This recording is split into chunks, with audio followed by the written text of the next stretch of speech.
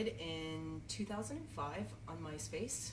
I got on there and there were a few early adopter nonprofits, Human Rights Watch, the Humane Society, ASPCA, and I got this idea that I should create a portal on MySpace to nonprofits. And then people started emailing saying, how did you do that on MySpace? How did you embed that video?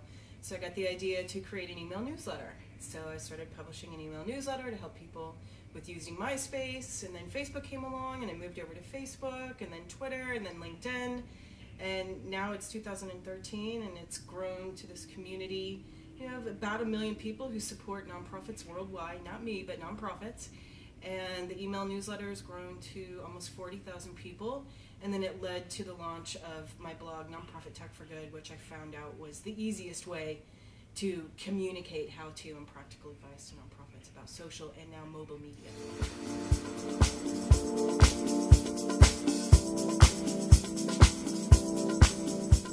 Nonprofit Tech for Good is a mobile and social media blog for nonprofits. And it comes from the idea that not everyone has a background in technology.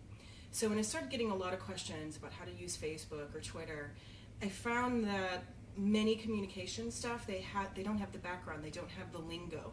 So I wanted to provide resources that were very simple to understand. So there's lots of pictures, click here, do this, and in non-jargony tech language. That's kind of been the niche that I've tried to fill is remembering when I was a communications director, I didn't know what HTML was, I didn't know what CSS was, I didn't know the jargon, I just wanted to know how to do it.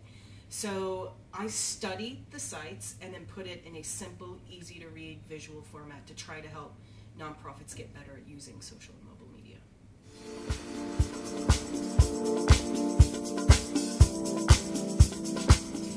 Well, about 20 years ago when I did my first internet search and signed up for my first email account, I was hooked.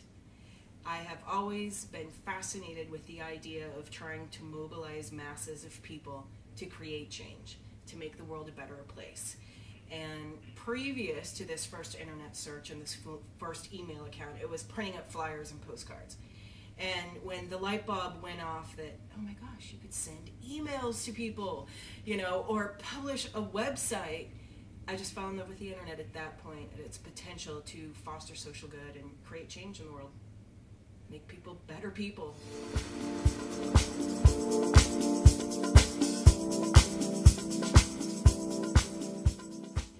Well, there's 3 things, and right now what I'm really focusing on is trying to help nonprofits move past this concept that social media is free. Because I think by not valuing it, not investing in it, you don't take it seriously. And 10 years in, we are 10 years into the social web. First impressions are really important. Knowing how to use the tools effectively, that requires an investment in staff time, staff training, graphic design, and it's just not free. For a nonprofit to use social media and nonprofit technology effectively to raise money, they have to be willing to spend money. And let me see, a second point would be preparing for mobile.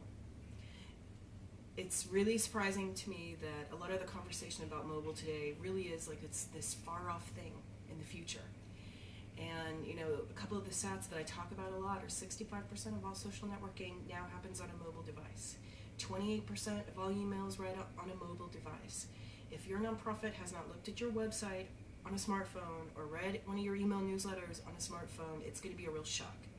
So the second point is to really start investing and preparing for mobile communications and mobile fundraising.